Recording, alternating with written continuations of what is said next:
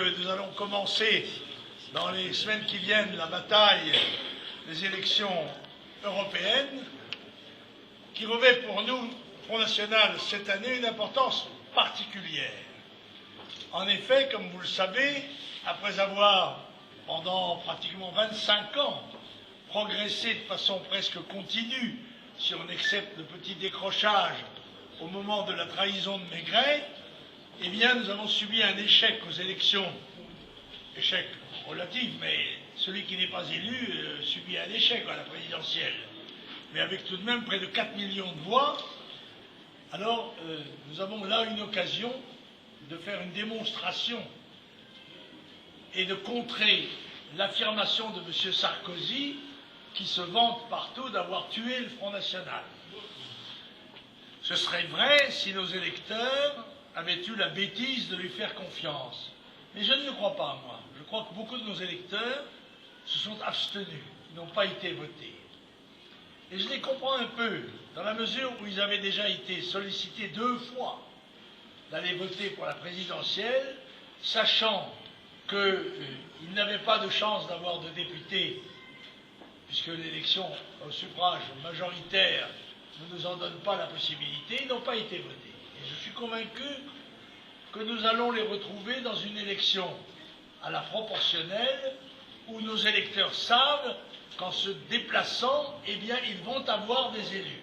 Ils auront un résultat, comme ils pourraient l'avoir aux élections régionales, si toutefois le mode de scrutin des régionales n'est pas changé d'ici là, car tout est fait par les pouvoirs en place pour essayer bien évidemment de réduire notre influence.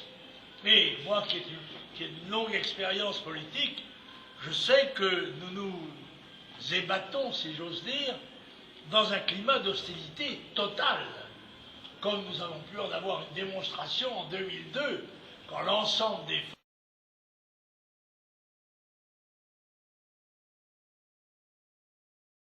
forces politiques, syndicales, sociales, religieuses, culturelles, artistiques se sont mis d'accord pour me barrer la route et faire réélire le calamiteux Jacques Chirac.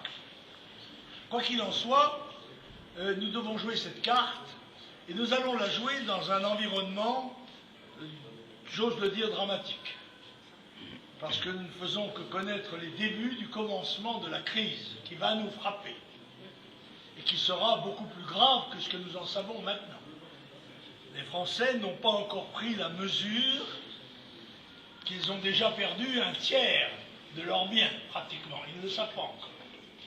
Ceux qui ont comme aux États-Unis, des retraites par capitalisation, peuvent leur dire adieu.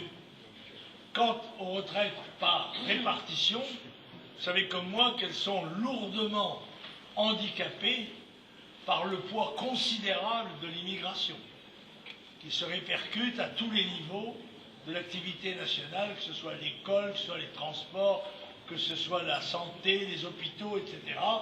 Nous subissons une surcharge énorme dans un pays où, scandaleusement, les Français n'ont pas le droit de bénéficier d'une préférence nationale sur leur propre patrimoine, sur leurs propres biens et sur leurs propres impôts, ce qui est tout à fait scandaleux. Mais une majorité de nos concitoyens se sont laissés prendre par le prestidigitateur qui était M. Sarkozy, comme si M. Sarkozy était un homme neuf. C'est ça qui est extraordinaire. M. Sarkozy, dans les 5 ans qui ont précédé son élection de président, était vice-premier ministre. C'était l'homme qui venait directement derrière le Premier ministre. Il était ministre d'État, chargé de l'Intérieur d'un côté, chargé des Finances d'autre part. Et ce jeune politicien, qui est un jeune cheval de retour, puisqu'il est dans la politique depuis 30 ans, il était secrétaire d'État au budget en 86. C'est pas hier matin, il y a presque un quart de siècle. Donc il a réussi à faire croire qu'il, d'ailleurs en empruntant notre langage, bien sûr, quand les choses seront claires pour tout le monde, nous serons débordés par les gens qui diront mais non, il faut faire ci, il faut faire ça. Ce sont les mêmes d'ailleurs qui ont été partisans de l'immigration et qui, si jamais ça allait mal dans les banlieues, demanderaient qu'on bombarde ou qu'on tire au canon, n'est-ce pas? Les mêmes, quand ils auront la trouille. Nous sommes, nous, des gens plus équilibrés que ça. Et après avoir vu les choses et les avoir dites, nous avons proposé des solutions. Et nous disons aujourd'hui, immigration zéro, il faut arrêter. Il faut arrêter. Nous n'en pouvons plus. Il faut rétablir nos frontières pour les contrôler, de façon à ce qu'on sache ce qui entre et ce qui sort. Aussi bien les flux financiers dont on a vu par quelle méthode ruineuse ils étaient menés. Toutes ces choses-là doivent être, c'est-à-dire autrement dit, il faut rendre à la nation la place qu'elle avait. Et vous constatez d'ailleurs que les seules mesures efficaces qui ont été apportées dans les semaines qui ont précédé sont des mesures nationales, parce qu'il n'y en a pas d'autres. Quand on veut de l'argent, ben on le demande aux Français, c'est les Français qui le sortent de leur poche. Voilà. Alors je dis que, puisque c'est ainsi, il faut que la nation retrouve ses droits. Il faut que les Français soient chez eux en France, soient eux qui dirigent en France, et qu'ils ne se laissent pas diriger par l'Europe, ne se laissent pas diriger par l'Amérique, ne se laissent pas diriger par d'autres gens. Voilà. Voilà ce que nous voulons. Et comme nous ne nous avons jamais vaincus, parce que je sais que dans vous savez, dans tous les épisodes, il y a ceux qui en ont marre, il y a ceux qui posent le sac, il y a ceux qui se disent que c'est pas le bon coin pour être élu, c'est pas la bonne étiquette, il faut changer, et qui se déplacent et qui en changent.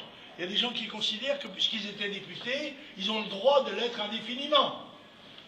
Eh bien, ça n'est pas comme ça chez nous. Il y a chez nous des règles, il y a des commissions qui font des désignations, et normalement, quand on est un homme d'honneur, eh bien, on respecte les décisions de son parti. Quand on n'est pas un homme d'honneur, on essaye de défendre son beefsteak à n'importe quel prix.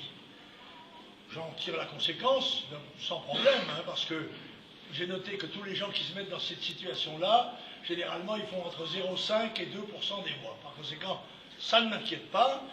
Nous aurons des élus aux élections européennes. Vous me direz, c'est peu de choses. Mais ceci peut nous redonner quelque chose que nous n'avons plus, que nous avons perdu, qui est, comment dirais-je, l'audience médiatique. Je ne sais pas si vous avez constaté que pratiquement je n'ai pas été invité depuis plus de 6 mois à la télévision. On ne m'invite plus. Alors que j'étais le 4e aux élections présidentielles. Bon, on invite les mêmes, on invite M. Béraud, on invite M. Besancenot, qui avait fait 2%, Mme Buffet, qui avait fait 1,5%. Mais le Front National, on se conforme à l'idée du président, c'est fini. C'est mort le Front National, c'est nous le Front National, c'est nous qui donnons tout ça. Or, l'UMP, ce n'est pas le Front National.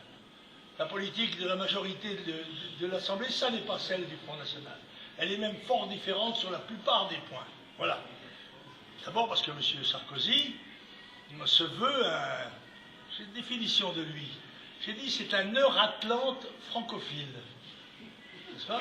Et il aime bien la France, mais il aimerait bien Google aussi s'il en était le président. Hein.